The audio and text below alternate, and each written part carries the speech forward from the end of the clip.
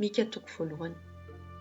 Ny teny Tompo izay tonga tamin'ny Mika, Morastida tamin'ny andro nanjakan'i Jotama sy Ahaza ary Ezekia, mpanjakan'i Joda, dia ilay hitany ny amin'ny Samaria sy Jerosalema. Samy mihaino ianareo ry firenena rehetra, atonga ilano ny sofinareo ry tany sy izay rehetra eo aminy. Aoka ny Tompo Andriamanitra no vavolombelona namelika anareo, dia ny Tompo avy ao amin'ny telopolony masina.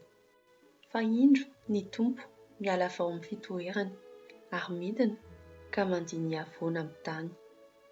Mihempo ao ambanin'ny tendrombohitra ary mivava ny lohasaha tahaka ny savoka, tanin'iny afo sy tahaka ny rano mivarina any amin'ny antsana. Izany rehetra izany dia noho ny fahadisoan'i Jakoba sy ny fahotan'ny taranak'Israely. Iza no nahadiso an'i Jakoba? Tsy Samaria va? Iza no toerana fanaovana soron'i Joda? Tsy Jerosalema va? Koa i Samaria dia ataoko korotam-bato any an-tsaha sy tany fambolem-boloboka. Avariko ho any an-dohasaha ny vatony ka ahariariako ny fanorenany.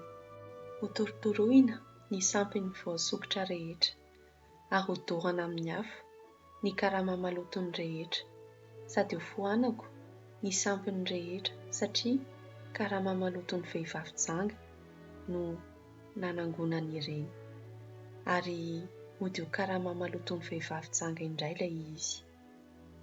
Koa izany no hitomaniako sy hidradradradrako ka hahatonga ahy handeha tsy mikiraro sady mitanjaka. Hikaokaona toy ny ambodia aho ary hikikika toy ny aotrisy.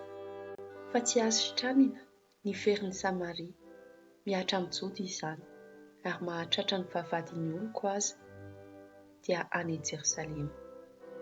Aza ambaranareo any Gada izany ary aza mitomany akory. Mihosikosina vovoka ao a Betileafra aho. Mandeha ala mitanjaka mitondra henatra ry mponina ao Asafera. Tsy mivoaka ny trano ny mponina ao Zanana. Misaona ny ao Betiaizena ka tsy hanohana anareo intsony. Mitaitaina ny amin'ny Soloazy ny mponina ao Marota satria loza no midina avy tamin'ny Tompo ho ao ambavahadin'i Jerosalema. Fehezo amin'ny soavaly aingam-pandeha ny kalesy fitondra miady ry mponina ao Lakisia. Ny andohan'ny fahotany Ziona zanakavavy iny, fa tao aminao no nahitana ny fahadisoan'i Israely. Koa izany no hanomezanao taratasy fisaorana ho an'ny Moreseta Gata, rano trambo ho an'ny mpanjakan'i Israely ireo tranon'ny Aksiba. Mbola hitondrako olon-kafa izay hanovanao ianao ry mponina ao Maresa ho tonga hatrany Adolama ny voninahitry Israely. Miheteza sy mikakasa no ireo zanakao maminao.